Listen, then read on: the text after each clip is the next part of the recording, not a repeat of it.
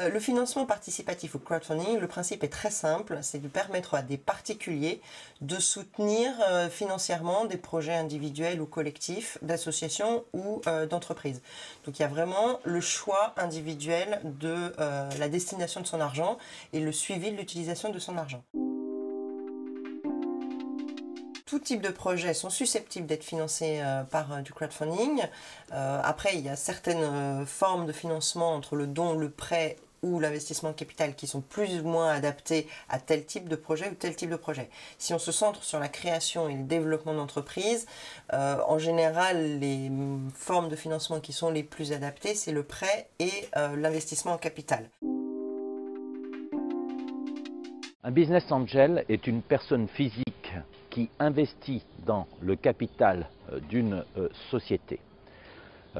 Cette personne physique est soit un ancien chef d'entreprise qui a revendu son entreprise et qui a des liquidités et qui en même temps ne veut pas s'arrêter de s'impliquer dans la vie des affaires, soit un cadre dirigeant d'une grande entreprise qui veut aider des entrepreneurs du même secteur.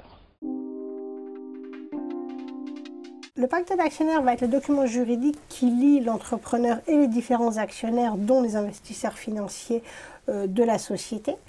On peut l'apparenter, même si les relations sont bien entendu très différentes, à un contrat de mariage, donc où on va lister quelles sont les obligations et les droits de chacun.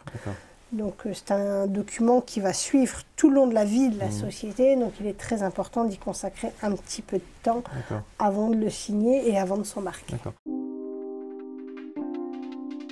Dans le cadre de l'emprunt, l'entreprise choisit son fournisseur, choisit son bien et en fait l'acquisition immédiatement et elle le porte immédiatement à l'actif de son bilan.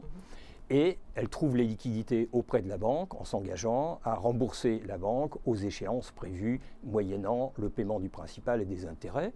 Et la dette figurera au passif de son bilan.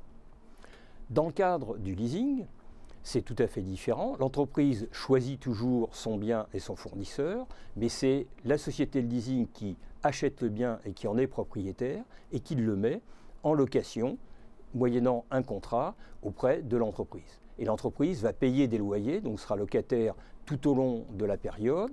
Simplement, au terme du bail, en quelque sorte, l'entreprise a une option d'achat qui lui permettra d'en être propriétaire. Dans le cadre de la location financière, on est au départ dans la même situation que dans le cadre du crédit bail. Simplement, en fin de bail, il n'y a pas d'option d'achat.